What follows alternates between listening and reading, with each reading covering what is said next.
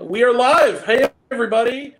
It is the end of the year wrap up. This is part one because hey there's way too much to talk about. So, hi. These are our guests for this evening. They are, introduce yourselves. Joe. All right. Hunter might have froze. Introduce yourself, brother. Oh, he froze. That's Hunter. Yeah. That's Hunter. He is coming in and he'll be coming in and out. He says the connection is not the best. Oh, introduce yourself.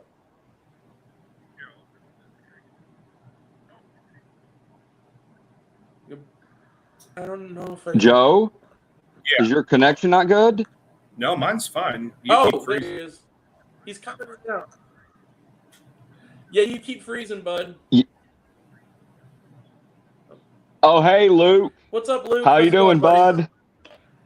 We got Luke. Luke, I know you don't have plans tonight. Get your ass in here.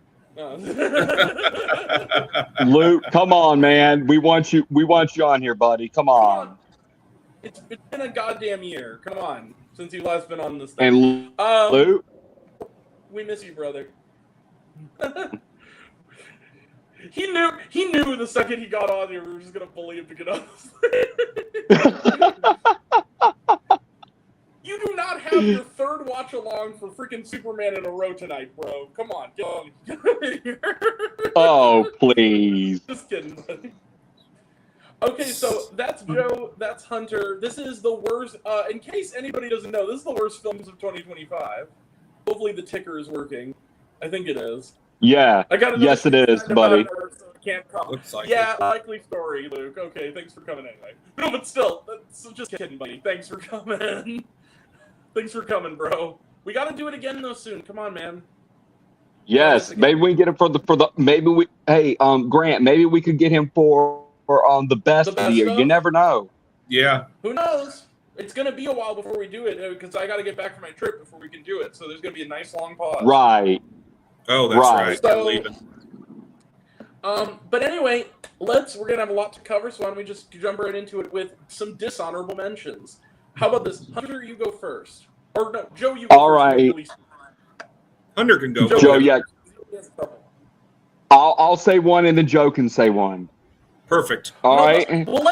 Well, let's not do it that way because then we're gonna be here forever. Let's just okay. Oh, Hunter, fair enough. Okay. Joe, you go and then I'll. All right. All right. Okay. For me, my 8 dishonorable mentions are that Nicolas Cage Western movie Gunslingers. Absolutely awful. Granted, Nicolas Cage is one of those actors that can get away with going for the easy paycheck. Granted, I did like that pig movie he did though. I mean, that was really good. All right.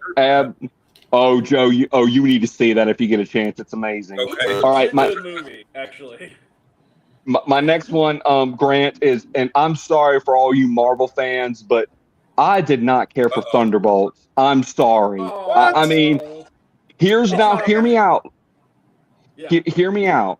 So it was a great movie up until the last 5 minutes was what ruined it for me. It was just the last 5 minutes of the movie. And I'm like, really? This is how you're going to set this up? So that's why it's on my dishonorable mention. This next one, I get that. Yeah. This next one, I don't know if you guys have it on your list, but that new Kevin James movie, Playdate. I didn't see it. Oh my God, that's awful. Flipping awful. Oh my gosh, it's on. Yes, absolutely. Now, my next one is Five Nights at Freddy's 2. Now, here's my complaints with it. Here's my complaints with it. Josh Hutcherson, God bless him, he did great in the first movie, but for some reason he just couldn't carry the torch in the second movie. Yeah. And another thing that I had a problem with the movie was they gave him nothing to do, though. To be fair, exactly. Really? That's exactly my point. But anyways, even Matthew Lillard, he wasn't even in the movie for like 10 minutes. I mean, the only person that was really trying to save the movie, and I give him props, was Wayne Knight. Oh, yeah. Nice. It was nice seeing him. I saved my thoughts because we're going to talk about this much later in the stream when it gets to. Good enough. I knew it's going to come up again. Good enough. High up. Yeah. All right, here's my next one. I don't know if you've heard of this movie, but Juliet and Romeo. Yeah, I've heard of it. I have to save my fucking thoughts for that one too. That's also Okay, Grant, I cannot wait to hear your thoughts on it. It's just, to me, it was a At least one other person who's seen it other than me. Thank God. Yeah, Grant, you're not alone, my friend. But anyways, the next one was a movie called Modi 3 Days of Wing Madness. It was supposed to be like some movie that Johnny Depp was supposed to do back in like the late 90s or something, but but I think he left the project to either do, I think it was Fear and Loathing Las Vegas was 95. No, he left to do it for like some black and white. Yeah, yes, that was it. It was that. It was that one, and then he did Sleepy Hollow. Oh, all right, and then there was two other ones I forgot to mention as well. That's also on here. Old Guy, which is some Christoph Waltz movie. I mean, never heard of it. And then this is my last dishonorable mention, and I hate to say this, but Anaconda. What? Yeah, really. Joe, hear me out. See, here's the thing. I'm not big on the 90s. I'm not big on the 90s film with Ice Cube, Jennifer Lopez, and John Voight. Yeah. Nothing against them personally. It's just the movie didn't work for me. So when I heard that they were going to try a new concept and try to remake it, and on a $2 million budget with Paul Rudd and Jack Black in the leads, I thought, oh, this could be interesting. But when I left the movie, I was like, that, because it was awful. It was definitely for the entertainment.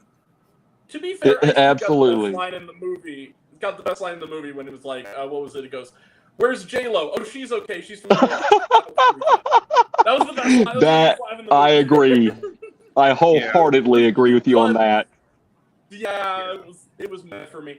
So, Joe, is that it? Hunter, your dishonorable mention? Yes. Yes, that's all my dishonorable mentions. And Joe, if you have any that I might have forgotten about, I'll feel free. But please, the floor is yours. Yeah, all Joe. Right. What are your dishonorable mentions? Okay, so this is the only one I can come up with. But Now You See Me, Now You Don't. It's a sequel. That one just didn't do much for me. I love the first two, but this one was just, I felt like it was almost a flop. Joe, let me tell you what my thoughts are on Now You See Me, Now You Don't.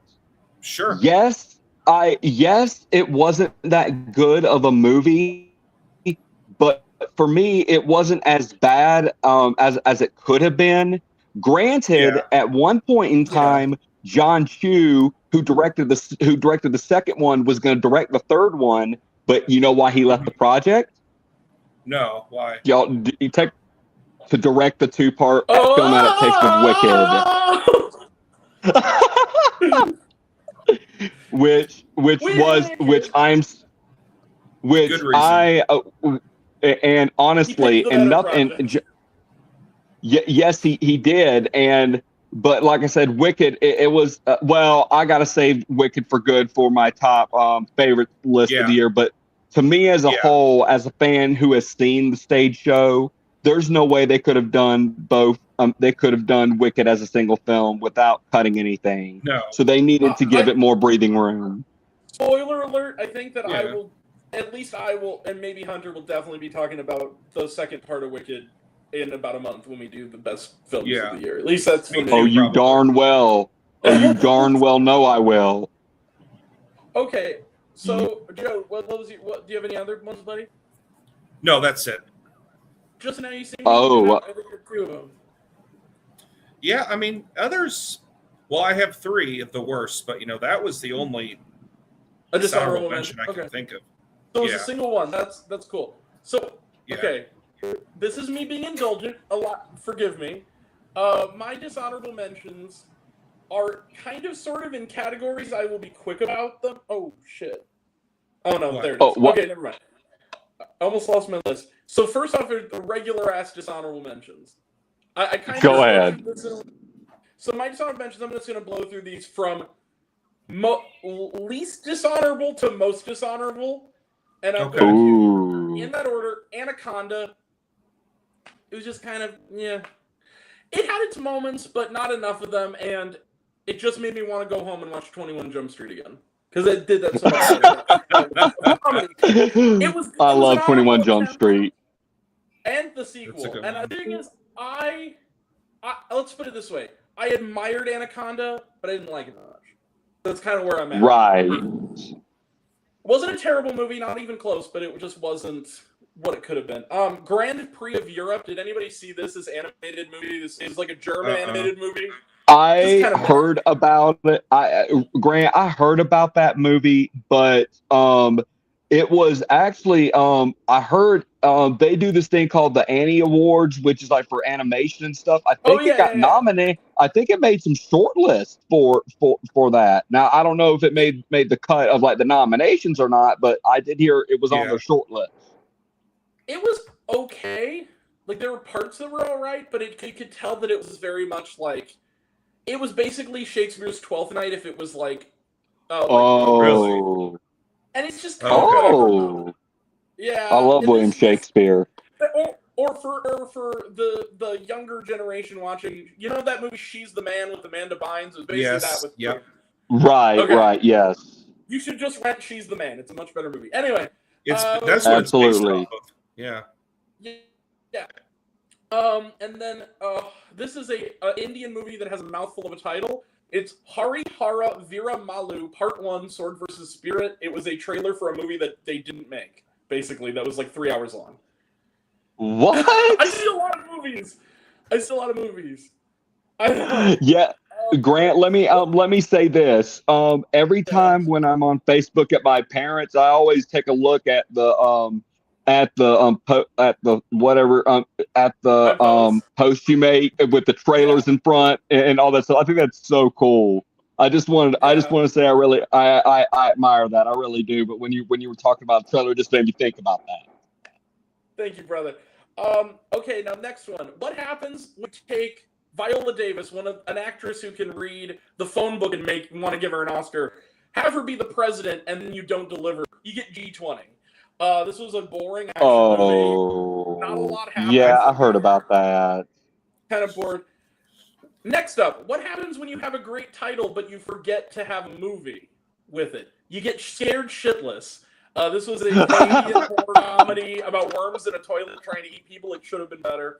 Oh my god, dude, that's but it was just so like somebody had a title and 75 minutes, and it's like this would have been really good as a 15-minute like YouTube video. I had no idea about this one. Gosh, Blue Fox Entertainment put it out. It mostly went to streaming, but it played in a few theaters in around Halloween time. It was bad. This next one is called A Sloth Story for my international friend. It's called The Sloth Lane. It was just kind of dull. I heard about that one. It was just a nice sloth family, and they're doing a food truck. It was just kind of whatever. This one was not as bad as I thought it was going to be because of my hatred for the filmmaker, but it was pretty bad, and that's Flight Risk. I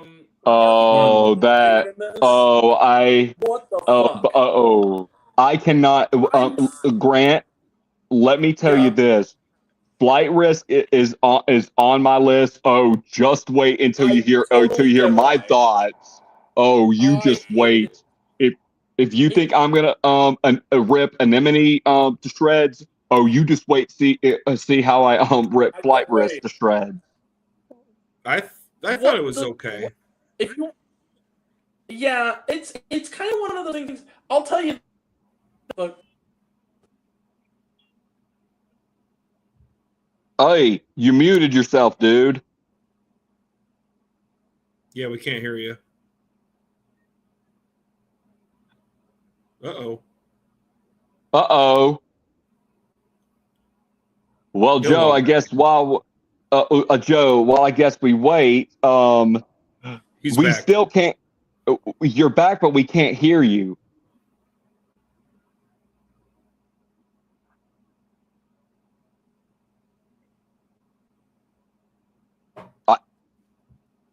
All right. All right. So, which one were you talking While we about? while we were about flight risk, it's yeah. on my list. It's on my list, but when he does come back, I can't wait to rip that one to shreds. You guys are probably gonna be laughing so hard. I'm gonna try to be as funny as I can about Yeah. it. But I mean, when I rip off a movie, I try to do like a Robin Williams esque rant of what Yeah. Robin Williams would think about it, and truth be told, I just wonder what what Mel was thinking. I mean, granted, I'm going to save it for when it comes, but when Mhm. you were talking about now you see me, so now you see me, now you don't. I can understand why you didn't care for it that much, Joe. But I mean, the biggest problem with me with that movie was some of the decisions that they made. Hi. Right. Hey, Grant. Hey, Grant. Hey, Back. Grant. Sorry about that. Welcome back. You're good. Grant, tech problems happen. I mean, Joe and I, we were just talking about now you see me, now you don't. And I was telling one of the big problems I had with it was some of the story writing itself. I mean, the acting in it was fine, but I mean, some of the story plot just made no sense. Right. It's true. Exactly. It was kind of a mess. So you guys can hear me, right? Yes. Thank God. Okay, so Flight Risk, I hate Mel Gibson just in general, but as a filmmaker, he can be a good actor when he wants to be. My thing with Flight Risk was like, I just wish I want old Marky Mark back, and I feel like he hasn't been in spitting distance of quality in a while. And the thing he had is no like, hair in that movie, didn't he? Yeah, he and shaved it was part of his head, of his hair. That's what I thought. If you want to see a dope, the better, instead of seeing the movie, don't even bother, but go and listen to Mark Kermode's review of it. It's one of the most glorious. It's way back. I haven't seen his review of Flight Risk. I was talking to the audience, y'all. I wasn't talking to you guys. I was talking to the audience. If you want to spare yourself, the audience who's watching us. Okay. You can. So that's moving on. So the next dishonorable mention is The Pickup. Just kind of forgettable. Oh yeah, Eddie Murphy, absolutely. Pete Davidson. My mother's wedding. It had a great cast. I like Kristen Scott Thomas, but it was just soap with no real purpose. Kind of Pregnant had a couple of chuckles here and there, but mostly just unwatchable and not funny. Oh, Grant, when you said Kind of Pregnant, you're gonna have something to say. I know. Oh, Luke did too. Bet. I'm one of the only people I know who didn't hate it with a passion, but I understand why people hate it. But what I was trying to say was, I watched Luke's review first, and when he went, it's pretty good. By so and so, he does a sarcastic "Yay!" I was just laughing so hard, and I was like, "Oh, what the heck? I'll see how bad it is." And he ain't wrong. Ooh. I did not care for it. My thing is like the running joke with Laura Benanti and Adam Sandler's daughter was funny. That was funny. I love Laura Benanti. She's a Broadway goddess. She is. And then I just like Will Forte. It's hard for me to hate anything with Will Forte in it. But it wasn't good. Now The King of Kings, it was the second weakest animated Bible musical movie. I loved it. I know a lot of people really liked this one. It was not for me, and a lot of it was the child protagonist. I didn't like him. I thought he took me out of the movie. I liked the Jesus stuff. I liked Oscar Isaac, but I thought that Oscar Isaac's a wonderful actor. And he came full circle because he played Joseph in the Nativity Story, which is underrated. If you haven't seen that, oh my gosh! You know what was so funny when you were saying that, Grant, about Oscar Isaac and Joseph in the Nativity Story? I rewatched that recently, and I did not realize that was Oscar Isaac as Joseph. So I'm looking like, It was an whoa, early wait a role second, for him. oh, Yeah. and he was beautiful. He did a beautiful job in it. And it had the girl from Whale Rider as Mary, which Keisha Castle Hughes or something. Yeah, I haven't Yeah, that was seen a good Whale movie. Rider. Oh, Whale Rider's great. You should check out Whale Rider. It's really good. Grant, next time, whenever we do the best, hopefully I'll figure a way to watch it by then, so I can let you know what my thoughts are. Me too. I'll try to And watch it's it. well, and also the movie's about 20 years old, but it's Really? it's a good But one. anyways, Move onwards and upwards. Vicious had a cool concept, but then it just got repetitive. Dakota Fanning really tried to carry it. She's a good actor, but man, oh, absolutely. this is the first in a theme of tonight's thing for my list, and it's the I hate Zachary Levi list, and that is Sarah's Oil. It's the least bad of his 3 movies this year. But, Did you know this is Grant that when Zachary Levi did She Loves Me with I heard about Laura that. Yes. Benanti good for her for calling him out. Didn't she literally say "fuck you" like in response? Pretty much did. She did, and you know what? And you know what makes me makes me lose a lot of respect for Zachary Levi? How he tried to use Gavin Creel's passing. I mean, I don't know if you know who he is, but anti-vax nonsense. Yeah. Yes. Yeah. And pro RFK nonsense and all that bullshit. But anyway. But also, his movie career has not gone, and it's sad because the thing about Zachary Levi is, oh, how the mighty have fallen. Because I loved Chuck, the TV show. That was one of my favorite shows, and I loved him in Tangled. I loved the first Shazam, but like lately, man, his smirk is just becoming more punchable with each movie. And this one was just He's just like a big buffoon. He's a big buffoon, and my issue with this movie is I also made the mistake of seeing it as the meat of a good movie sandwich. This was the bad movie. Because I saw the first slice of bread was Nuremberg, which was really good. I thought it was phenomenal. And then the last slice of bread, I won't say what it is, but it's my favorite movie of the whole year.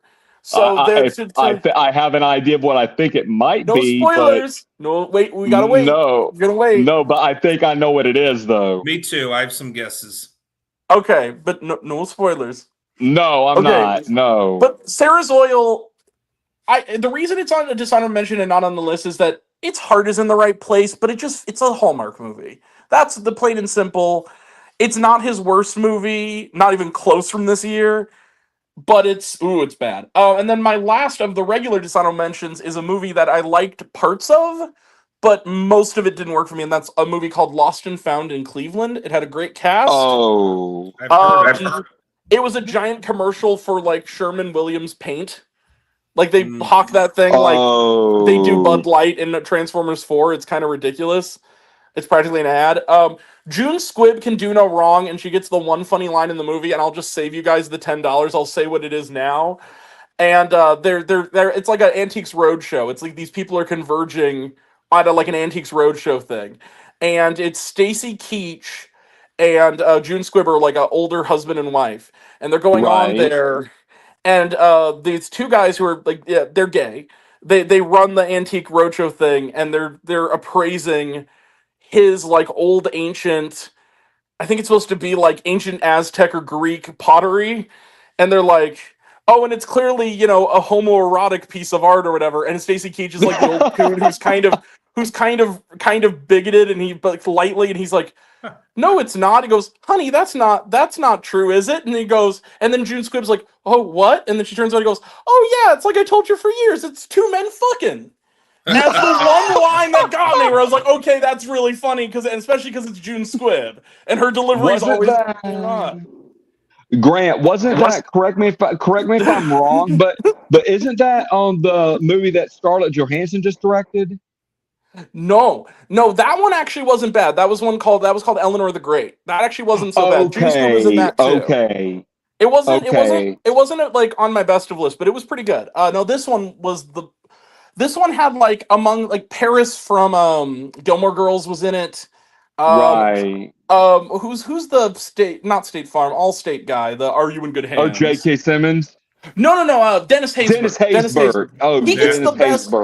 And it's one of those things where it's a bunch of interconnected plots. Loretta Devine also in it, but it's like a bunch of interconnected plots that collide into at the end. It's one of those movies, like a hyperlink. It's like 2 hours plus, and they have different stories that interlink around this Right. show being filmed in Cleveland. Whatever. The next category is what I call so bad it's good, and I'm just going to be quick about these ones. And these are from Okay. the least so bad it's good to the most so bad it's good, and those are Right. Go ahead. Marked Men Rule plus Shaw. I saw this because I needed to kill 2 hours before another movie, and I thought, what the fuck? And it was everything I could have hoped for. Nick Cassavetes used to make movies like The Notebook now and Alpha Dog. Now he makes movies like The Other Woman and Marked Men Rule plus Shaw. Nick Cassavetes, you need to find better scripts, my guy. Yeah, you don't say. Next up is the insane sequel to one of the most insane children's movies of recent years, and that would be Autumn and the Black Jaguar. This is a sequel to The Wolf and the Lion, which was one of my favorite bad movies from a couple years ago. This crazy Quebec filmmaker, dear God, please make crazy-ass children's movies about domesticating wild animals every other year. I need it. Here's how good this movie is. I was on the phone.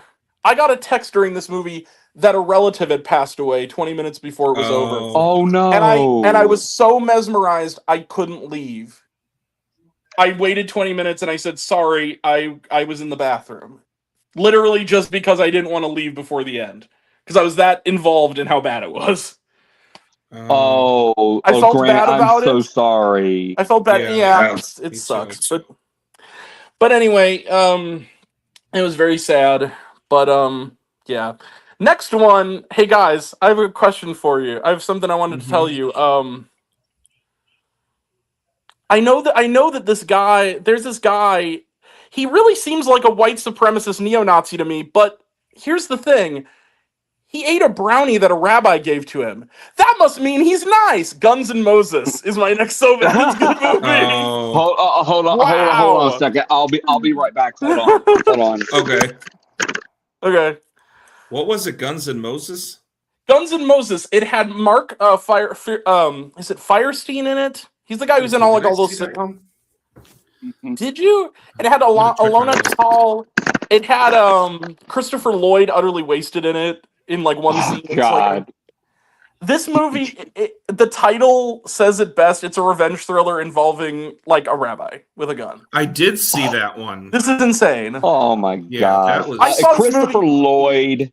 Here's the thing about him. I mean, God bless him, but he's just one of those people that every role. Exactly. Without he even was in reading the fucking script. Oogie Loves. Like, come on, bro. Oh my God. Which Don't also, you dare get me started on that. One of my favorite bad movies of all time. But it's terrible, but I love it. I get it. But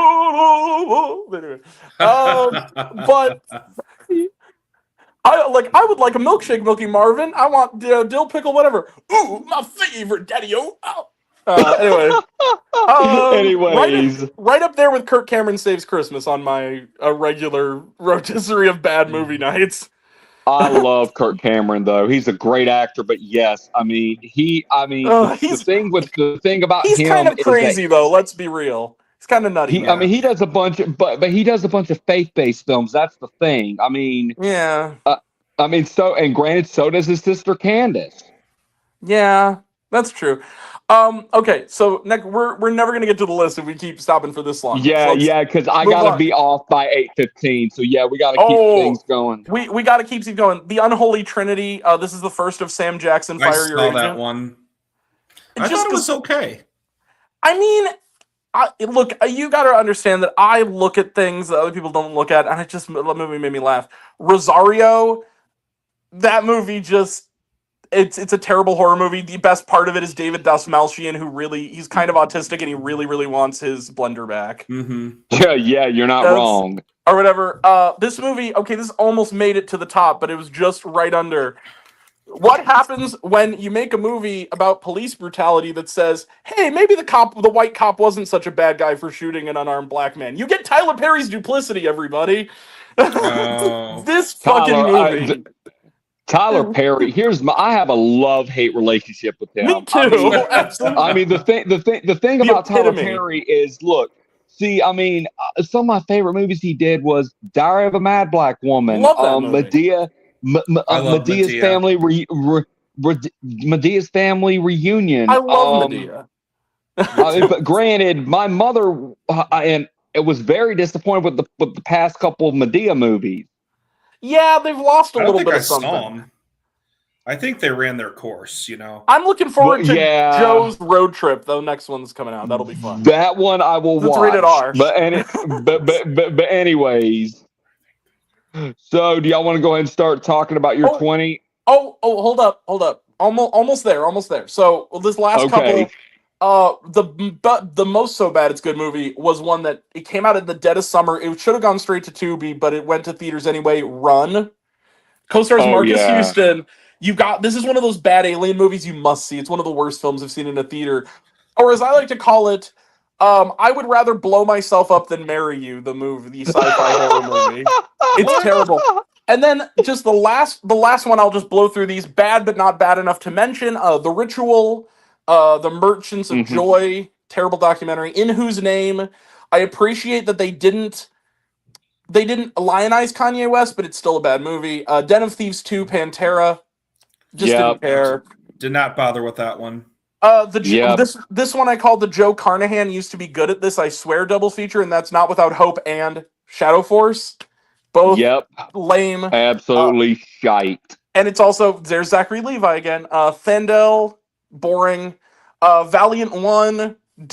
Imagine Warfare if it was directed by the most obnoxious COD player ever, and you get God, Valiant fucking 1.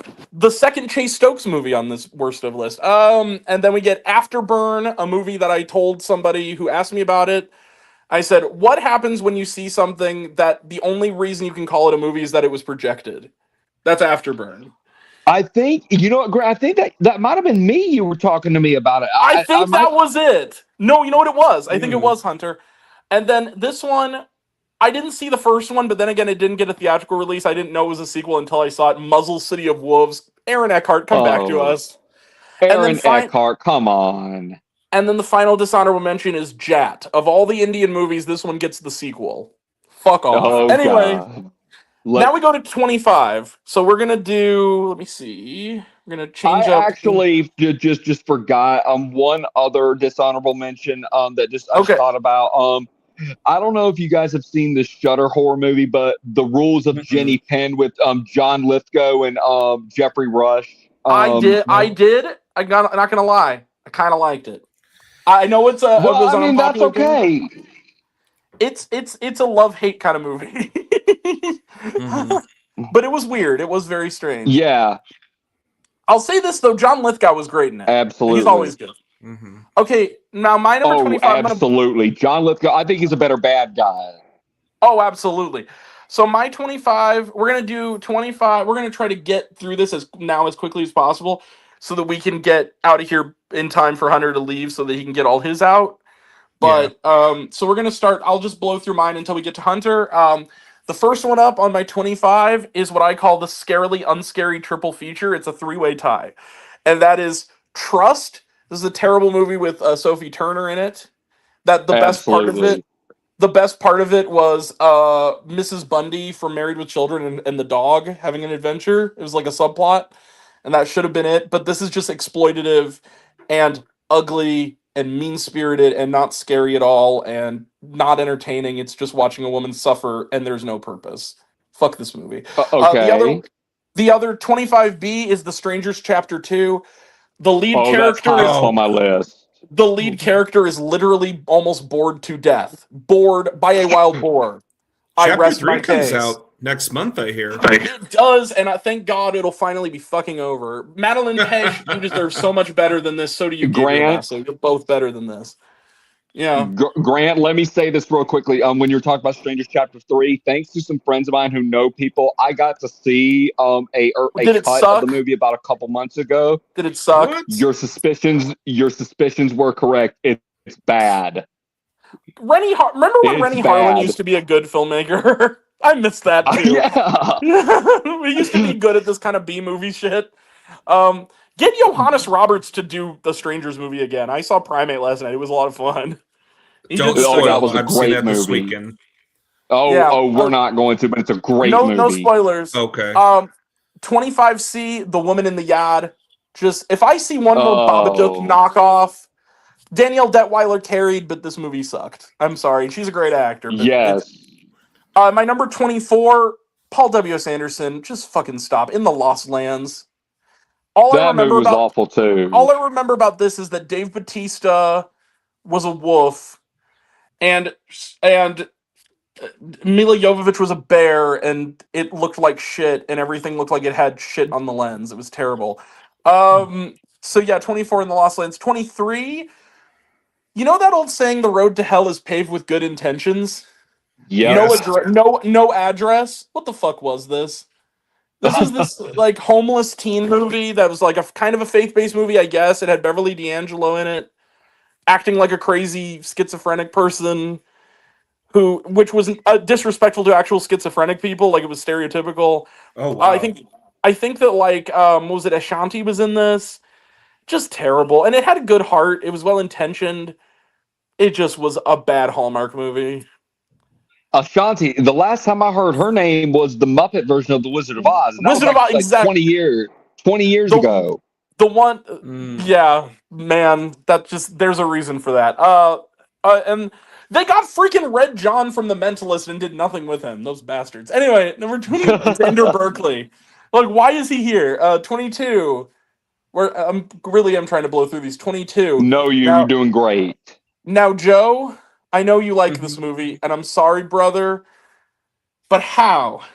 One of the best directors ever, who even a couple years ago did a great movie. One of the best writers, or the writers of one of the greatest movies ever, and you have one of our greatest actors in 2 different roles, and this is the most boring shit ever. The Alto Knights. What the fuck was this? Oh, that's on my list. Oh, that's high on my list. Imagine Goodfellas if it was about all the shit that you don't care about in the world of Goodfellas. That's the Alto Knights. Also, why was it was just distracting. Why was Robert De Niro both characters? Joe Pesci is still working. Just get Joe Pesci for the other role. I have a funny trivia fact about that when we come to that. Was he offered it? Yes, he was, but here's the thing. He turned it down, not because he didn't want to do it. It was at the time that they were filming the movie. I believe he was filming that Pete Davidson show at that time. Oh, Bupkis? Well, that was better. Yeah. So I mean, I'll give him that. But yeah, the Alto Knights could have been something. I really wanted to be on its side, but it sucked. Number 21. Look, I want to preface this by saying that there was one animated Jesus musical that I really did like this year, and that would have been David. I actually thought that was pretty good. But that was a brilliant movie. But 21, again, I know it's like Light of the World. I didn't like it. I can understand that. It looked like a YouTube kids cartoon. It just looked like one of those YouTube shows. It did a lot look like a movie theater movie. And the lead protagonist, again, that child. It's like, this is the thing I don't like about these particular type of movies. It's like, children are more intelligent than you're giving them credit for by having these obnoxious child protagonists in these movies to guide them through this historical story. And David didn't do shit like that. Yeah. On David, it had a good story, but it just didn't draw me in. Well, and that's okay. That's a thing. Yeah. But at the very least, there was no farting squirrels and cutesy child protagonists. Oh my god! So again, not that there was in this movie either farting squirrels. I'm just giving a out of the ass example. But again, no, that's perfect. But so yeah, it's my number 21, Light of the World. Just number 20 is another tie. It's what I call the irritating animation double feature. The first one is Ellie. 20A is Ellie and her monster team. This was a German import or a French import, German import. Just shrill, annoying, everybody screaming. The only person in the cast that was the one on the poster, and she's a good actress, was a Sophie Nélisse, who is from Yellow Jackets. She was in The Kid Detective, which was a really underrated, good-ass movie with I haven't Adam seen Brody. it, but I'll put it on my list. I'll put it on my list. Kid Detective, and then she was in The Book Thief, which I actually really liked. Great movie. Really underrated movie. She's in this, and she's the least annoying person. Everybody else, it's one of those kids' cartoons where its idea of energy is every other word. Oh my god, we're gonna go! Terrible. And then my next one is 20B. Okay, remember that episode of Family Guy where they do that thing about Disney pandering to non-white audiences, and they have like "you to cow, no you to cow." This is that movie. Yeah. This is that movie incarnate. Sneaks. It's about talking sneakers. What? Oh And God! Mustard is one of the You're producers. serious? Yeah, Joe, he's not joking. It was Oh, Briarcliff man. put it out. It got a wide release. It was one of the worst openings for any movie in wide release. It's literally talking shoes, and the best joke isn't even that funny. It's like they're playing the dozens, and one shoe goes, "My mama was from Gucci." It's like your mama from Payless. And that was like the one I'm like, okay. But it was just bad. And also, like, Lawrence Fishburne is in this movie as the main villain. He also co-wrote the story and produced it. Why, Lawrence? What the fuck? What the hell is he thinking? What the hell is he thinking? You were the chosen one. So it's terrible. Sneaks. And also, I'll never get that song out of my head, and that's another reason fuck this movie. My sneaks can't do anything. Anything, I'm in anything. Terrible. Number 19. I saw this movie in a triple feature with He Who Must Not Be Named, who's no longer on this channel. The first movie we saw was The Day the Earth Blew Up, a Looney Tunes movie, which was great. Opus, which I thought was fine. We ended the day with this, The Last Supper. Oh, I heard a lot of bad things about that movie. This movie is like... First off, they had way too many like the Last Days of Jesus movies in around Easter time this year, and this is by far the worst. This is by far the worst. This is like, imagine it's done by Pureflix. I haven't heard their name in a while, and the worst of these. And this is literally like so shoddy for a theatrical release. You can practically see where they put the wig on the terrible actor who played Jesus. I mean, it's so bad. And it got like a wide release, and I'm pretty sure it got like an A+ on Cinema Score because, of course, it did. What? But it's terrible. It is so bad. So yeah, that's my number 19. The Last Supper.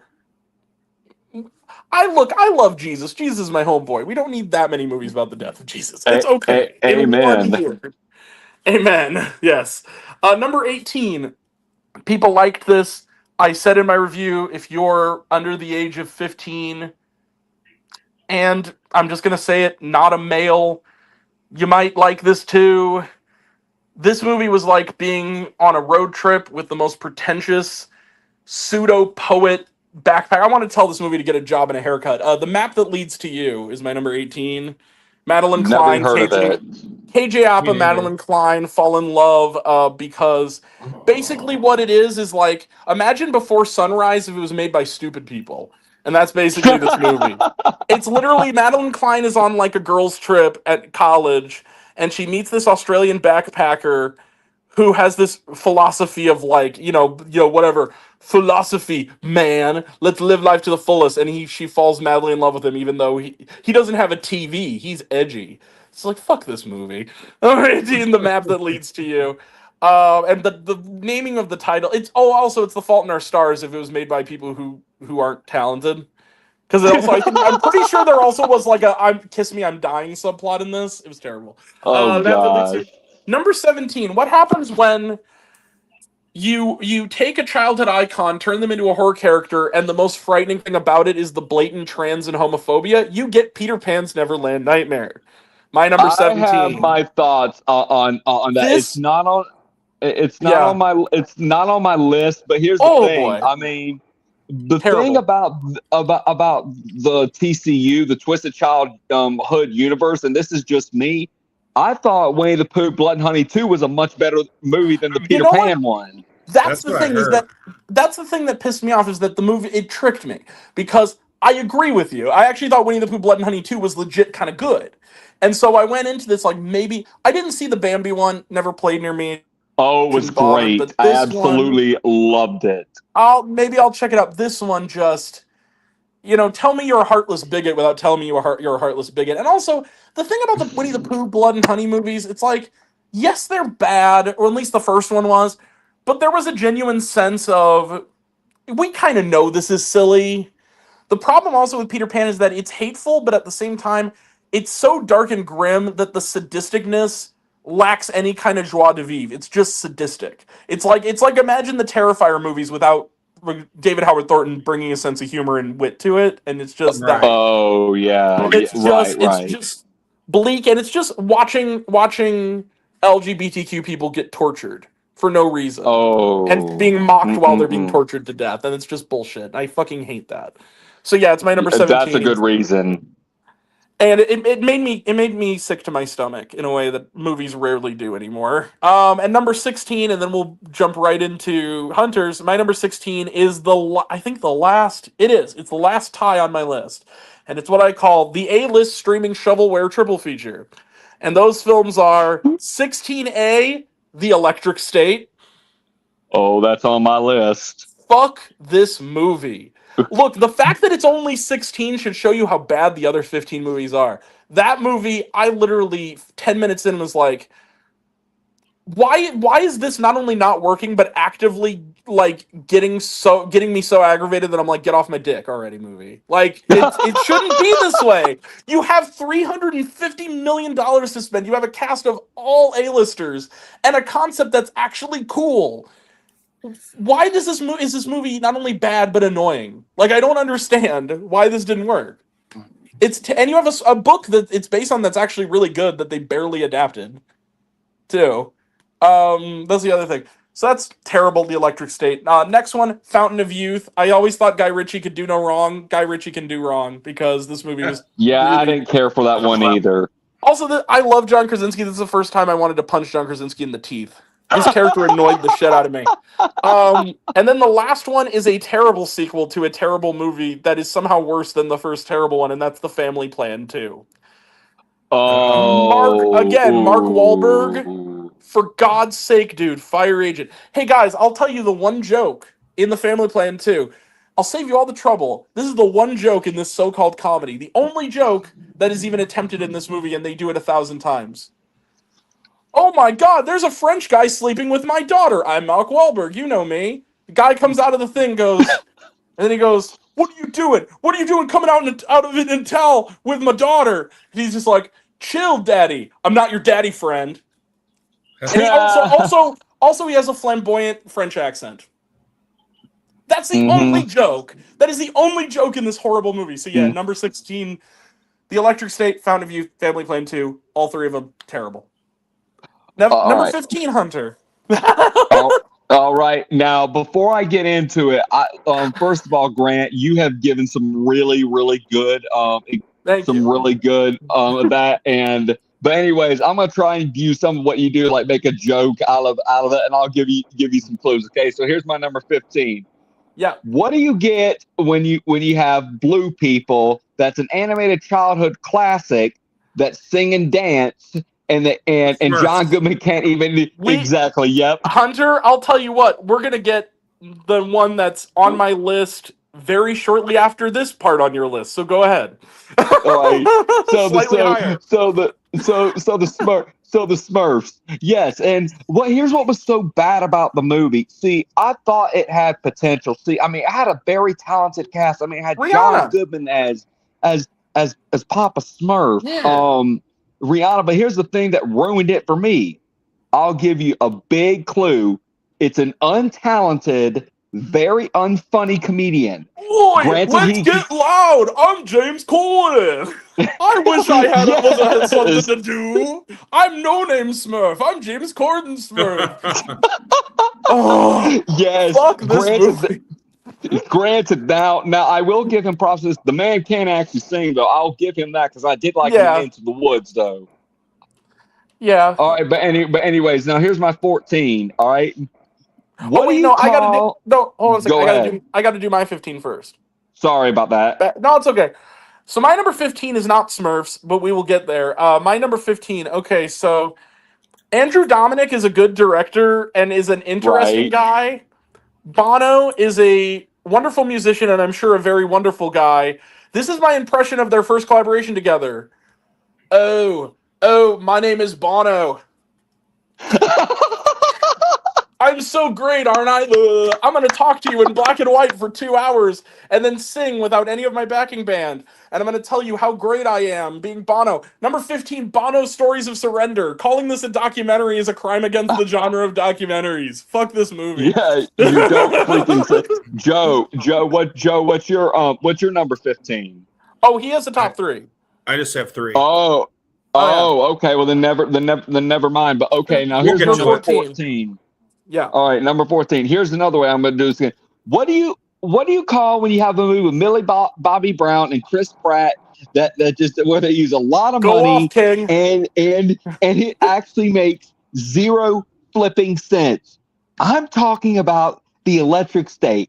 Now, here's my thing about The Electric State. How dare they play Champagne trailer- Supernova in this piece of shit? Oasis should I sue. thought the trailers for the movie looked phenomenal. But They when did. the movie came out, I'm this is me at the end of the movie. I'm like, How?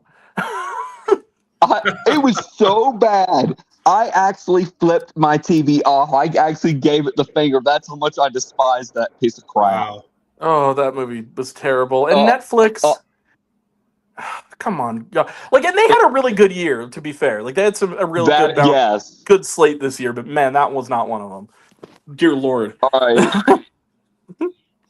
All right. Now, here's. Go ahead.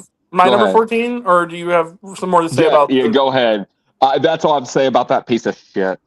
Okay, so number 4. Hey, 14? Hunter, I'm gonna give you an impression of the moment that this movie lost me. Boom, doom, doo, la la la la la remix. That's what I call a banger. I'm John Goodman. Smurfs. Fuck this movie. The best piece of shit. It's too late now, but on the rare chance that your theater somehow carries movies that are 6 months old, buy a ticket to Smurfs, watch the actually really good SpongeBob short before it. It's actually legit kind of great. And then yes, it was. Sneak into a better movie next door. You should give the money to Steven Hillenburg's grandchildren for that short. But this movie, fuck this movie. All right. All right. Now, so my number 13. Yep. All right, here we go. I'm sorry, Marvel fans, but listen to this. What do you get? What do you get when you promote this certain character out of so many commercials, and then he only puts in there for like 5 minutes? 5 minutes. Yeah, you know what I'm talking about. Since when were they red? Is that the clue? Yep. Captain America. Go ahead. No, and here's the thing. I didn't hate it. I didn't hate it. It's just. See, my problem is if you're going to promote the Red Hulk, I mean, as much as you did, and he's only in it for 5 to 7 minutes, and what the hell is the point even put him in there? Well, and that, and also my big beef. Red Hulk. Well, and my big beef with the movie too is like, Anthony Mackie is a great actor, and Sam Wilson is a great character. Why not let it be a Sam Wilson Captain America movie? Why make it instead like a really shitty slapped together sequel to The Incredible Hulk? Let the guy cook, man. Let Sam Wilson be Captain America. Yes. Let that be the movie. All right. Yeah. All right. Now, what's your number 13?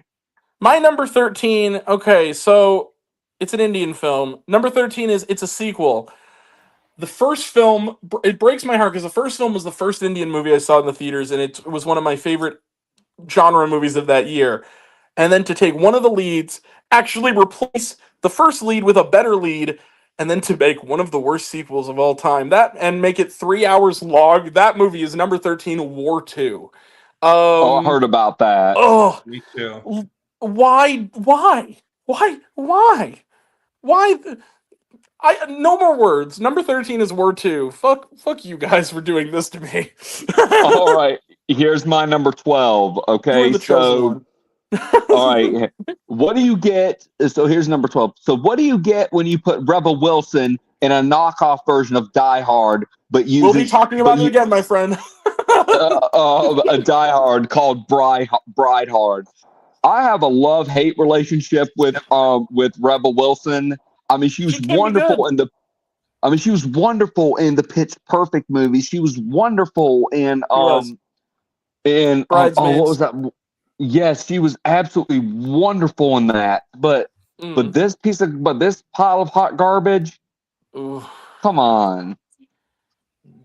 What do you get when you like what? Hey Siri, what's a comedy that it's not only that there's no jokes, there doesn't seem to be any attempt at jokes. It's just screeching. So you get this movie. I mean, just it made my head hurt. It wasn't even that. It was like, and people are gonna get on me because they want to. And look, anybody who does that and doesn't watch my stuff because I'm very much of the type of like, I love a good female-driven comedy. Like, oh, you just don't like it because there's women in it. No, I don't like it because there's women in it, and it's degrading to the women in this movie. This is not a good feminist comedy at all, even the slightest. Bridesmaids, again, go watch that. Like, I've seen that. Uh-huh. yeah, okay, go ahead. Sorry. All right. Now here's my number 11. Oh wait, hold you on. I still got to do my number 12. I'm sorry. Go ahead. No, it's okay. My number 12. You know your movie's bad when Ice Cube produced, or not Ice Cube. Sorry, Jesus. He's too good for this. 50 Cent produces and makes a cameo in it, and then tries to sue you to get out of it the week it opens. Skill House. It's my number 12. That is up at the top of the list. I cannot wait to get to that. Bryce Hall. First off, Bryce Hall is a shitty human being. If I knew he was in this movie, I wouldn't have even went. Bryce Hall, piece of shit. But like this movie is just its idea of satire is yelling its points at you but it's disingenuous because it's a movie full of TikTok influencers who are not actors doing a slasher movie where they keep yelling at us, we only hurt ourselves when we put on these filters and these things. Shut the fuck up. No, you don't. Fuck you. You disingenuous twat waffle. Number 12, Skill House. I hated this movie. Number 12. My number 11. Now, this is one I know, Grant, you are going to love. It's one I'm about ready to rip to shreds here. Okay. No, it's not Anemone, but it is coming up later on. All right, but here we go. What do you call a movie that had Marky Mark that shaves his head and is directed by a man? Exactly. See, here's the thing about Flight Risk. Okay, see, the concept was cool. Absolutely, and I refuse to believe that it's directed by the man who directed Braveheart, who directed Hacksaw Ridge, who directed who's directed so many good movies. Hot take. I don't even like Hacksaw Ridge very much, but that's just another story. That's okay. Yeah, I think it's overrated, but it's fine. All right, but I know what but people yeah. like. But and I don't know if you saw Luke Ponto's review of Flight Risk. I have. Yeah, for those of you in the audience, if you're subscribed to Luke's channel, please go watch that review because he's y'all need a pilot? No. No. I mean, look. Besides Grant, who also does great reviews for movies and stuff, I mean, Luke also does a great job. And Joe, I don't know if you have a channel of your own, but if you do, I'll definitely try to subscribe to it. I'm going to start doing what Grant does. That's awesome. Yeah. Yeah, you do more like vlog stuff, but you're trying to get into movie reviews more, which I think is cool. All right. Well. All right. Number now, 11? What's your next one? Yeah. Number 11. I'm almost certain nobody in this room has seen, and most people watching this. I almost feel bad putting this at number 11 because even calling it a film feels insufficient. Number 11 is I Am Living Proof. This played for 2 days. It was an iconic event screening. It is a documentary, a faith-based documentary. Again, air quotes. It's basically this guy who this kook who is like, he's a tent. He puts up a tent. He's a snake oil salesman who basically the movie is a giant infomercial for his little he's a pastor who his whole thing is he encourages people with serious illnesses, we're talking like cancer, to come to his tent and he will pray once and do one sermon and that he'll heal them. And this whole thing is a giant infomercial for his snake oil. There's no structure to it. A lot of the interview subjects look like they were just woken up. They look very bored to be there. They're very flat. This does not belong in a movie theater. If anything, should be 15 minutes long and play like in the early morning hours of a local Fox affiliate. Like that's how bad it is. I mean, it is. I saw this in a theater and I literally stood there with me and the only other people there was like a group of older ladies who at the end were praying at the end of the motherfucker. It's like, shut the fuck up with this. I'm sorry. I know people's faith is very important, but like, don't fall for this guy's bullshit. Like, this is so disgusting. Anyways, Grant. So here is my number 10. But okay, let's drum roll. We're in the top 10. Drum roll. Okay, all right. So number 10. Right at the hour mark too. All right. So number 10. This movie I had high hopes for, but I own it anyways because I own the other two. But I Know What You Did Last Summer. See, the problem I had with it was just where some of these characters were like so many years later, like Freddie Prinze Jr. Right. I mean, what they did with him, but yeah. I don't have much more time. Like I only have like left about 15 minutes before I have to roll. Oh, you okay. Assume 3 years. Yeah, is that okay? Yeah, that's fine, man. If you need to head out, you go ahead and zoom through. All right. Well, number 9, like what you mentioned earlier in your dishonorable mentions, but what do you call a movie with Goodfellas, but takes a giant turd it wasn't a dishonorable it? mention. It was my number 22, man. It was in my top 25. All right. Well, the Alto Night. Okay. Oh, the Alto Night. And like I said, it could have been. And what's so disappointing is it's directed by the guy who directed Rain Man, Barry Sonnenfeld, and Nicholas Pileggi, who wrote the Scream. Barry Levinson. Yes, thank you. And written by the writer of Goodfellas. Like, what the fuck? All right. Well, now number 8. Yeah. Number 8. This one you're gonna agree with me on this. I don't know if this is any on your list, but what do you call a movie starring The Weeknd that was a knockoff version of of Fatal Attraction? I know which one you're talking about, but I forgot the title. Yep. Hurry up tomorrow. Yeah. Yes. Tomorrow. I mean, it basically. I knew the movie was going to be dog shit from the beginning. It was weird. And so I just wanted to see how bad it could get. And I remember at the end of the movie, I was just laughing so hard. I was thinking to myself, what the heck did I just watch? Hunter, I gotta tell you before we move on with that one. I have the most unpopular opinion on this movie. It's not gonna make my list but here's the thing. I kind of loved Hurry Up Tomorrow. I know that's okay. I know that's all right. I'm drinking the Kool-Aid. I'm a Weeknd fan, but I just was like, that's fair. Style over substance, but the style is hypnotizing me. I'm just into it. I don't know. Okay. But I dug it. but I know why. Anyways, number 7. Now, I purposely saved this one for number 7. So, what do you get a Disney movie that had so much controversy from a woman by name Rachel Zegler, Gal Gadot, and Peter Dinklage? Yes, I'm referring to Snow White. Snow White. See, here's the thing about Snow White. I didn't hate it either. But you go. The thing about the thing about Snow White is that I thought if Rachel Zegler, I'm not going to get into the controversy about what she said, but what I am going to say is that if she wouldn't have just ran her mouth and Peter Dinklage wouldn't have ran his mouth, the movie would have probably have done better. And here's the thing: the movie was made for $250 million. Too much.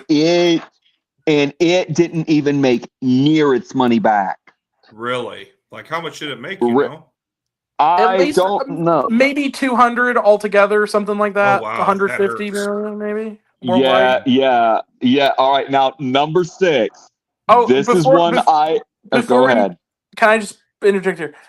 I respect your opinion, Hunter. I understand why you found it. I didn't hate the movie, and I think that some of the hate toward it has been a little blown out of proportion. But again, I agree. But you said your piece very well, and I understand. Like, you did a good job with telling me your piece. Now this number 6. This is one I promised. Grant that I was gonna shred on. Here we go. What do you call a movie where a man who has been in retirement since Phantom Thread does a movie with his son and it's just a complete disaster? Did you read the fucking letter, Hunter? No, I didn't read the fucking letter. No. But anyways, Anemone. See, I had so much hope for this movie. See, Same. Daniel Day-Lewis had been in retirement since Phantom Thread, which was directed by Paul Thomas Anderson, who movie too. Who directed a really good movie recently, called One Battle After Another. But that's for another day. But anyways, and the thing that had me excited about it was his son. He came out of retirement to do a movie for his son. Yeah, and you wasted so much talent. I mean, Daniel Day-Lewis, Sean Bean, Samantha Morton. Come on. What a waste. And like, also the shitting on the priest monologue. What the fuck was even that about? Like, I get exactly. Pretentious and a nothing fucking movie. I hated it. We'll talk about it later when you get off. But yeah, more. All right. but anyways, number 5. All right. Now this is another movie I know you hated. Grant, and this movie is what do you get when you have an Academy Award winning actress, an Academy Award nominated actor, a 2-time, and set in a school setting, and had so much potential? Nope. Yes.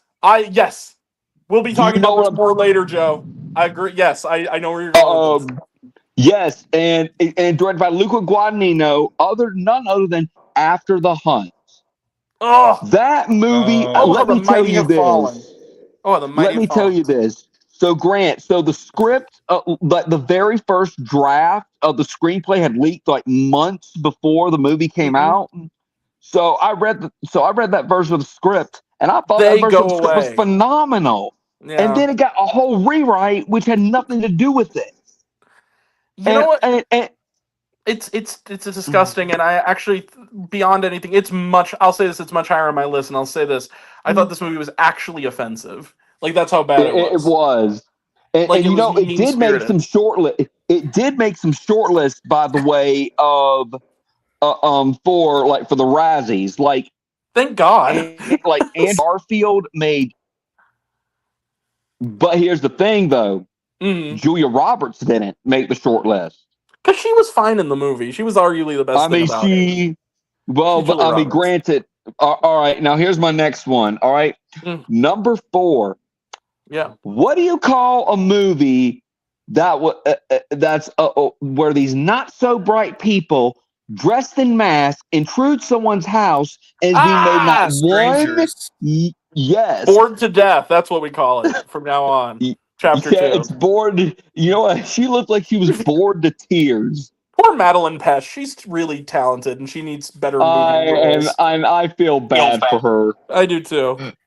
Now, number 3. Okay, so what do you call, as what Grant said earlier, what do you call a movie where social media influencers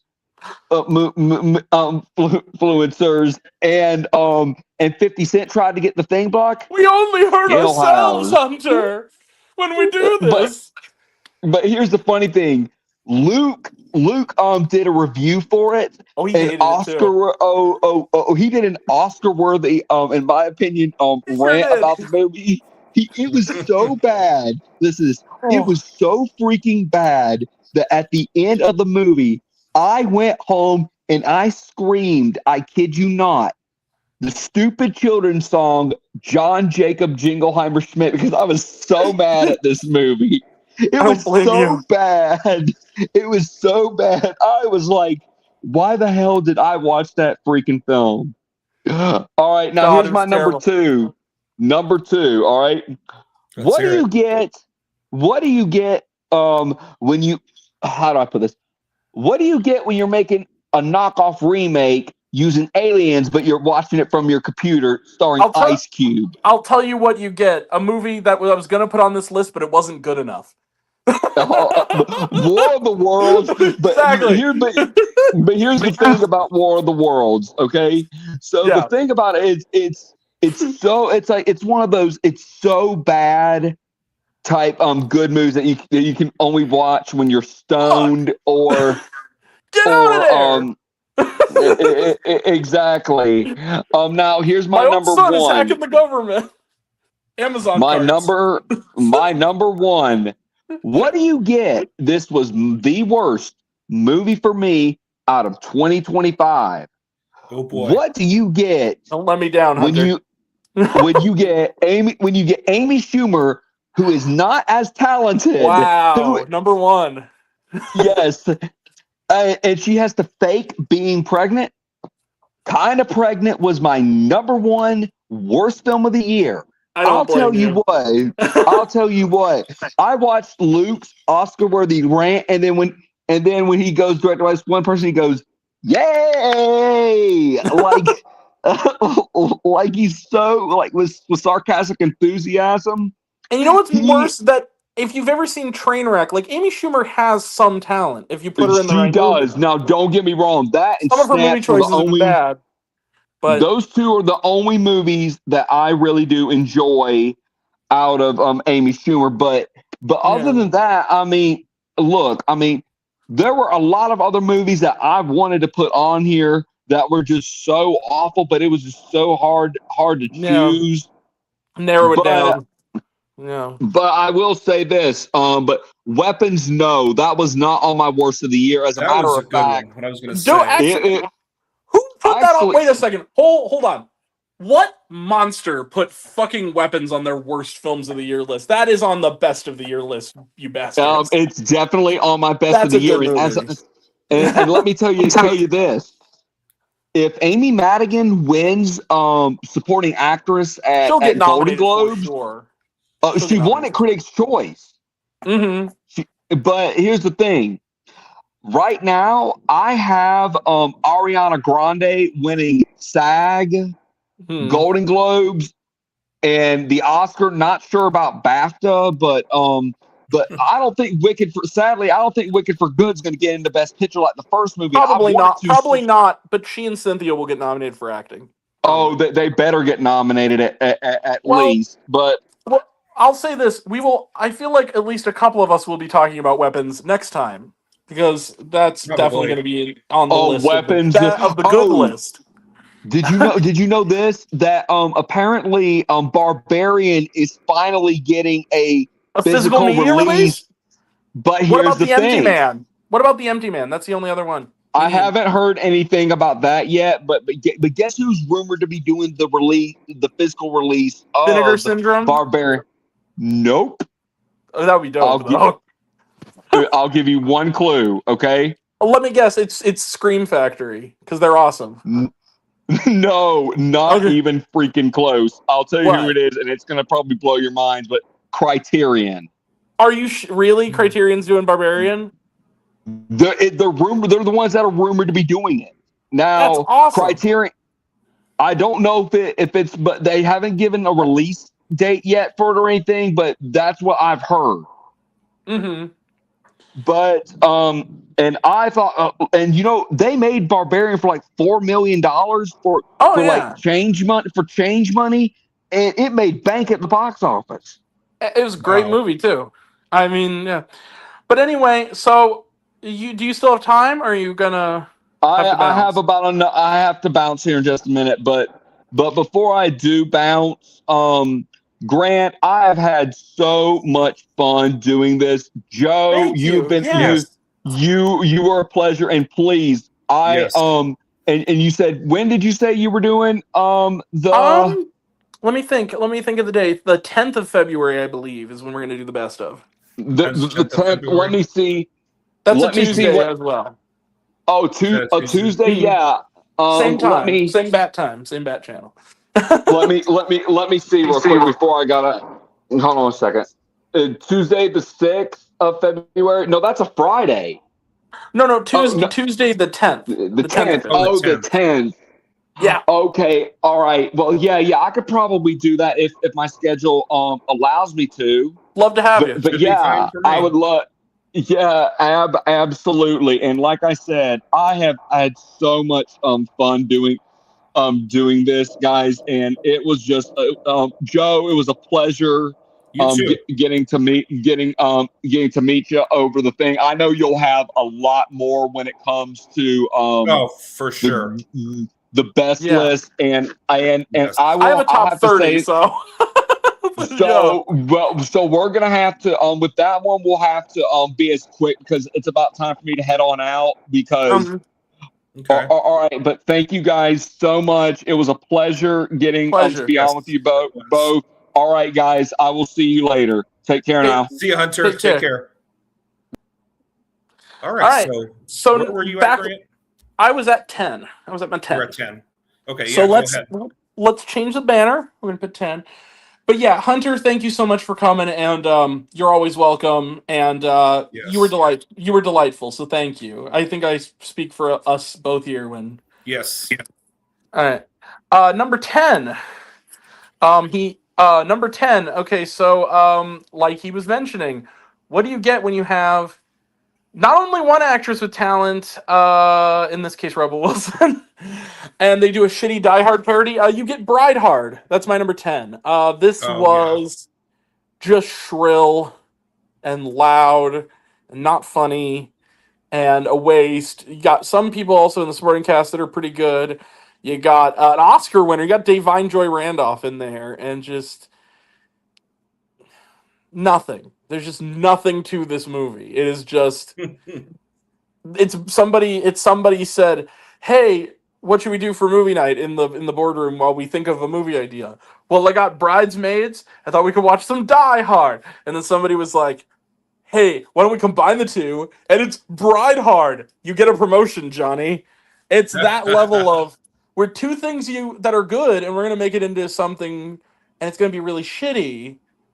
But you're gonna eat it because it has these people in it.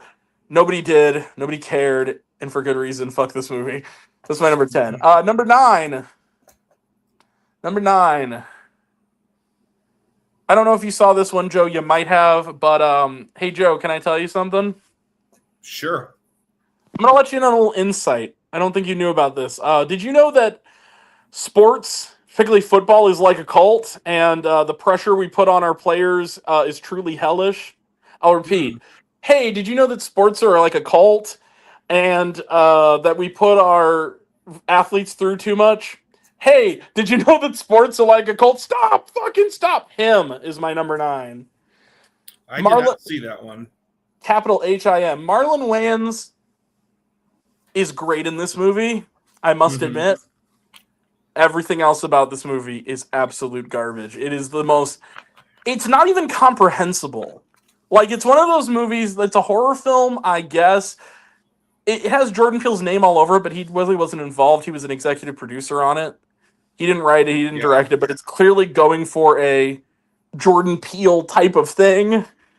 But it's just not getting it. It's not a terrible concept, the idea that, like, it's a football player who finds out that literally to become the best football player, he literally has to sell his soul. That could have been interesting. But there was nothing there, and it was really bad. Number 9, him. Number 8, this is a movie where, and it's only number 8, surprisingly. This is a movie where I went in the theater as a fan, excited to see what they would throw at me, and I left the theater wanting to burn my DVD copy of the first film, and that is Hell House LLC Lineage. This movie was nothing. People said, "Oh, it was bad because they stopped doing it found footage." That was the least of this movie's problems. This movie was marketed as the ending of the series, but it didn't have an ending. It wasn't an ending at all. It set up further movies, and it had an abrupt conclusion. So there was no reason for it to exist at all. It wasn't scary. It didn't tie back to anything. It just felt very rushed and cheap and bad. Speaking of rushed, cheap, and bad horror movies, my number 7. What happens when a YouTube live stream gains sentience and somehow opens in over 800 theaters? You get House on Eden. This was the directorial debut of a YouTuber, unlike Bo Burnham and the Filippo brothers, and hopefully Markiplier, fingers crossed, on Iron Lung. This movie wasn't good. This horror film, this first film from a YouTuber, this was quite bad. This is literally 75 minutes of watching the most obnoxious people dick around in the dark waiting for something scary to happen, and then in the last 10 minutes it turns into The Witch if it was made by the most untalented middle school student. It's terrible. I saw this movie in a theater the same day I saw a really great movie, which is number 2 on my best of list, and I saw a really fun movie called The Ick, which had Brandon Routh in it. This is the third movie on that triple bill. It was bad. At least it was short, but it was bad. That's my number 7. House on Eden. Avoid it like a ghost is in it. I will not watch it. Please do not. The poster has more production value than the actual movie. The poster is literally a snake wrapped around like a camera lens. It was actually kind of cool. Yeah. It's the only cool thing about this movie. Number 6, again, Hunter mentioned this, and I mentioned I was possibly the only one I thought who saw this movie. What happens when you take a filmmaker whose previous feature was one of the most offensive circle jerks about a horrible person ever, in this case Spinning Gold, which was a movie about their father, who's a record producer. They come back and they make a movie that is slightly less offensive, but no less cringeworthy. You get, and also take one of the greatest tragedies and romances in literary history and give it a happy ending with sequel bait and terrible pop songs. You get Juliet and Romeo. This movie makes From Justin to Kelly look like High School Musical, and High School Musical look like Saturday Night Fever. It is so bad and so unbelievably impossible to sit through. It was my worst movie of the summer when I did my countdown of the movies I saw in the summer. And it was terrible, and it wasted so many good actors. Like, you got, again, Rebel Wilson's in there. Barely, but she's in it. Jason Isaacs. Hello to Jason Isaacs. Really sucks that you're in this. He was also in the other movie these guys made. Derek Jacobi was in this. Who's the guy from Fantastic Beasts? The guy who kind of looks like Jack Black. Oh, yeah, I know who you're talking about. He can be kind of a funny guy. He was in Balls of Fury. What was that guy's name? Can't think of it off the top of my head. He's in this. It was just... Oh, and Jesus from The Last Supper was Romeo in this. I mean, it literally... This was just... It was unwatchable garbage. It made me... I never thought I'd copy a line from the teens on the internet, but it made me almost cringe myself to death. Oh. It was terrible. Number 6, Juliet and Romeo. Number 5, Hunter covered the waterfront on this one. What he said, along with, this is the most pretentious dirge I've ever sat through. Daniel Day-Lewis, how can you come back from movies after almost a decade of making a good movie and do this garbage? Anemone is my number 5. I saw that movie the same day as The Smashing Machine. I didn't love The Smashing Machine, but it made me like neither. The Smashing Machine. But I liked it more because it was in proximity to this. It was terrible. But seriously, it's literally just... There's no plot. It's literally just Daniel Day-Lewis. And even...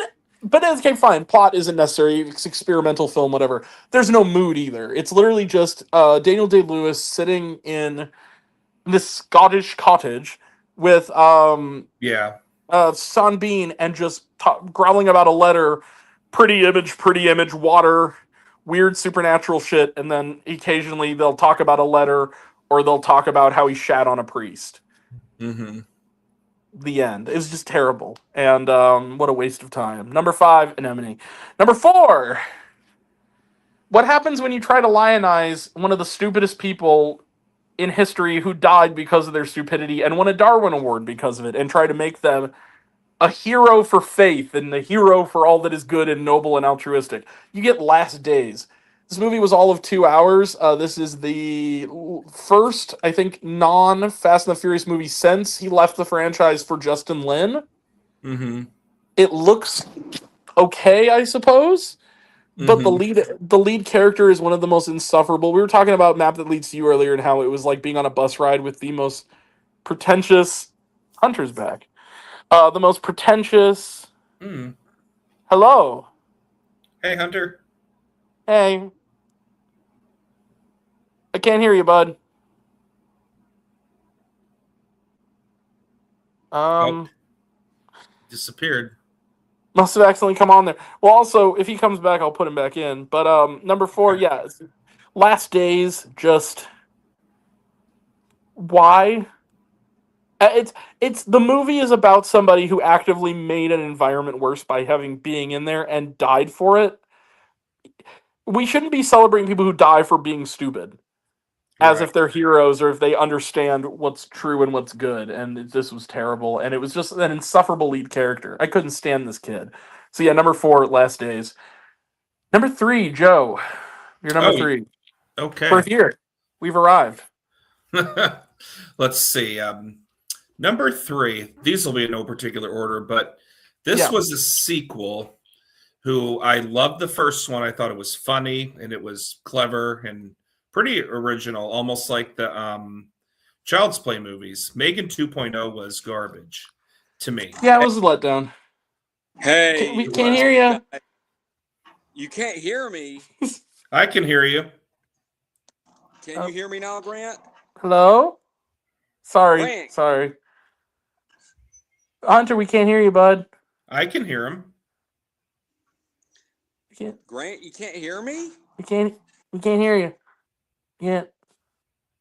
Okay, go ahead, buddy. What's up? So Megan 2.0 is your number 3.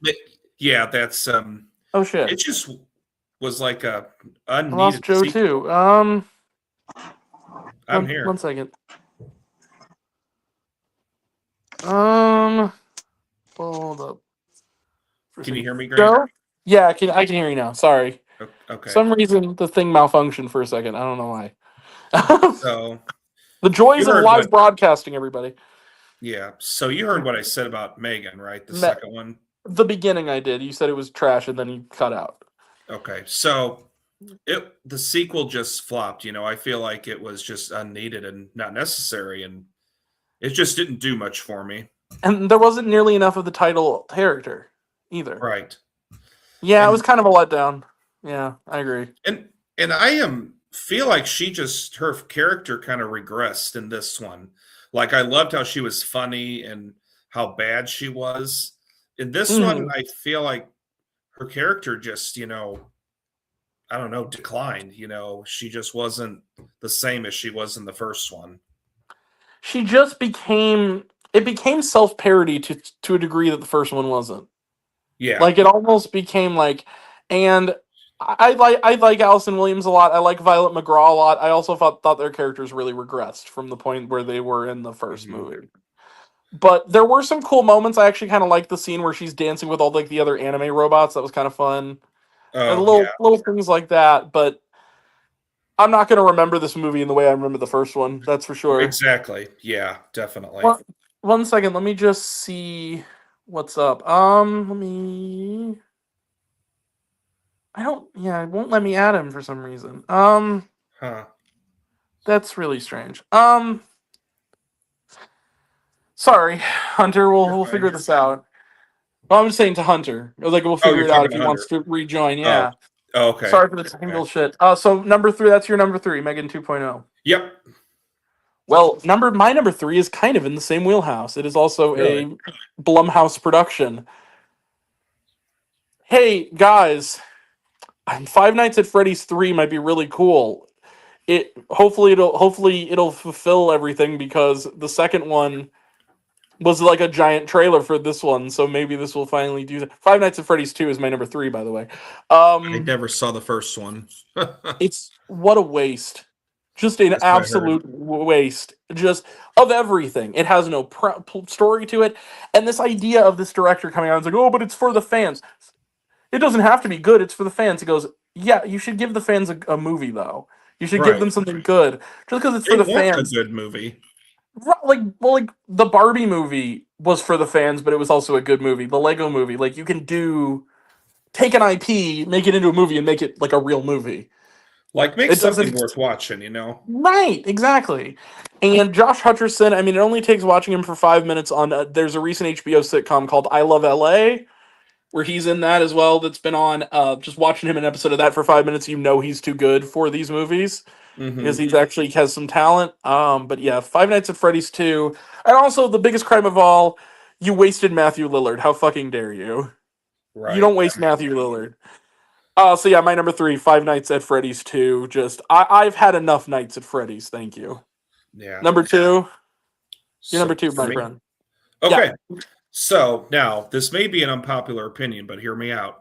The new Tron Eris movie, I was not into. So I was not a Jared Leto fan to begin with, and you know, after I don't know, fourth way through the movie, I just kind of stopped caring and had no connection. So, and I feel like it's enhancing AI, and I just don't know how I feel There he is. about that. Sorry, Joe. Go ahead. Real quick. Yeah. So, and I mean, the CGI was decent, I guess, but I It feel looked like really good. It looked really good. that was the only positive thing. But you know, Joe, I what movie almost are you talking about? Tron. Tron Eris. Oh yeah, I didn't care for it either. Really? Oh, go ahead, Joe. Sorry. Go ahead. I just stopped caring, you know, a third of the way through, and I just had no connection with the characters, so I just kind of lost interest in it. And I'll say this. I don't like Jared Leto either. I don't think most normal people do, but I'll say this. I love Tron Ares, and I think maybe it's just because I'm a massive nerd for the Tron universe. I just love those movies. Fair enough. I love those games. That's one of my favorites. But I totally get it. I understand it. It is more of a visual experience than it is a movie with a actual plot. Yeah. But Hunter, to fill you in, since you last showed up, what's up? Because you're. Yeah, I was just telling one of my guys to do something for me. Oh, okay. So I was going to tell you, just to fill you in, number 10 on my list was Bride Hard. Number 9 was Him. Number 8 was Hell House LLC Lineage. Number 7 was House on Eden. House on Poopin' is more like it. Number 6, Juliet and Romeo. Why?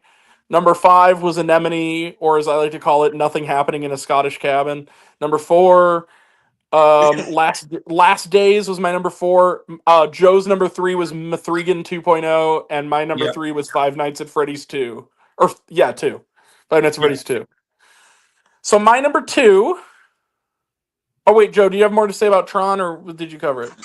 That was it. Okay. That was the gist of it. My number 2. This was so close to being number 1. I had to think about which one made me angrier, but for those to keep reference, my number 1 last year was Mufasa the Lion King, and a lot of it was because I was really disappointed in Barry Jenkins for making it. Really? Absolutely, an awful movie. Awful movie, but this is the same shot I'm going to give, but it's only number 2, but it is close. Oh, it is close. It is this close. Guys, I'm gonna need a minute. So my number 2, After the Hunt. After the cunt. Good. Pardon me, but seriously, it was terrible. After the Hunt, Luca Guadagnino, I thought you were incapable of making a movie that was less than interesting to me. I've seen all your films. Luca Guadagnino, you made a movie that was not only less than interesting, but it was actively offensive. This is the movie equivalent of The Old Man Yelling at the Cloud. This is a disgusting movie that basically with an all-star cast that basically implies that if you were sexually assaulted, you don't deserve to be believed because sometimes people lie about it. That is the message of this movie, that Julia Roberts is completely in the right and is going to get let off the hook.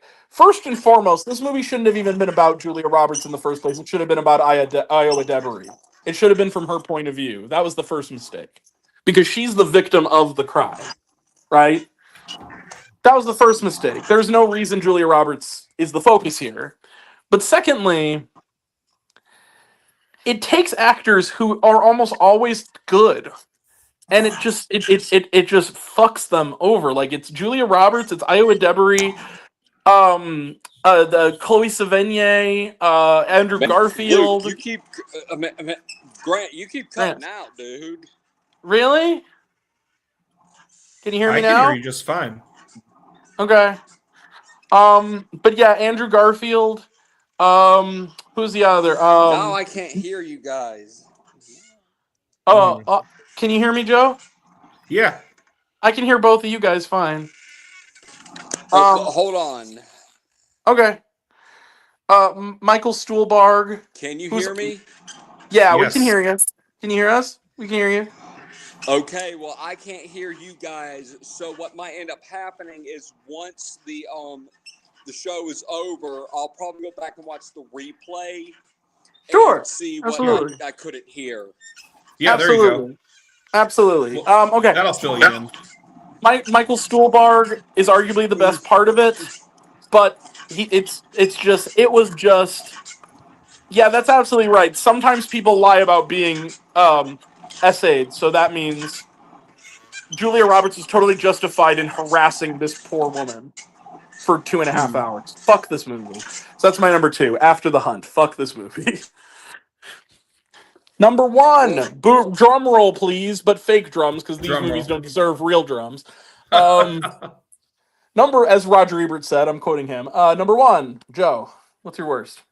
Okay, I know you're going to agree with me on this one because we talked about it before, but let's talk about Woman in the Yard. Woman in the Ad. Yeah. Yeah, that was garbage. Like, what was that? Hey, Joe, did you know that? Hey, Joe, I want you to listen close. It's about mental illness and trauma. It's about mental illness and trauma. Your mom is mentally ill and traumatized, kids. Do you get it? Yeah. It's a metaphor. That's the whole movie. Yeah. There was like, it just wasn't scary. There was Uh-oh, nothing. I lost Joe. Uh-oh. Hold up. Okay, you're back. Sorry, Joe. That's okay. I lost you for a second. So, yeah, Woman in the Yard was terrible. There was nothing there. It wasn't even scary, And she just sat there. She didn't really do much. Yeah, because it was trying to do what the Babadook did better, which is it's a metaphor for mental illness, and it's like, okay, but there's a way you can do that and still make it even if it's not jump scary, give it tension or emotion or something that's really something needs to be at stake. Right. There's nothing at stake here. It just felt like the filmmaker getting high on their own supply. Pretty much. It was just kind of pretentious. Like there was no yeah.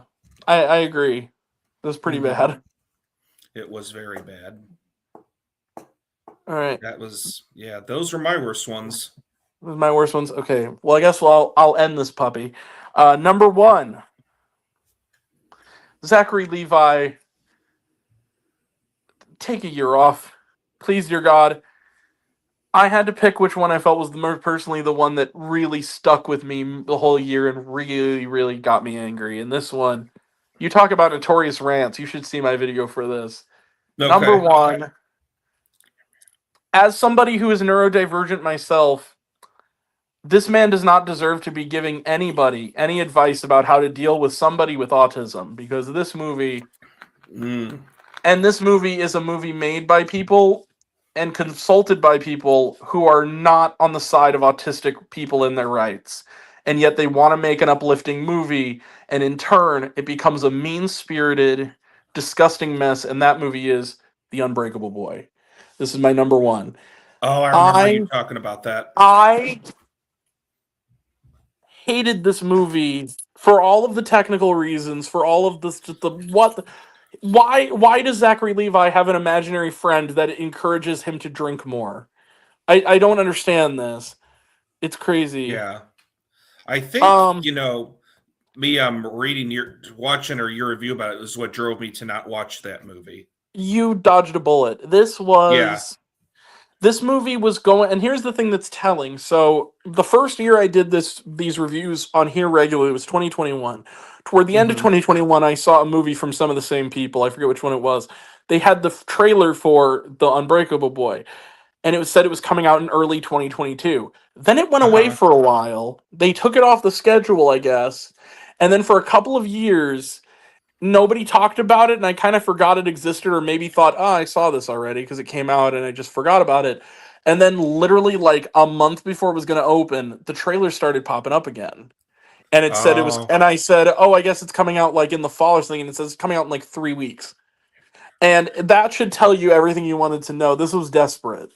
And it Right. felt like it was to this year what Music, the Sia film was a few years ago, where it was promoting falsehoods about autism in a way that was really disrespectful to people on the spectrum. It was a movie that Oh, absolutely.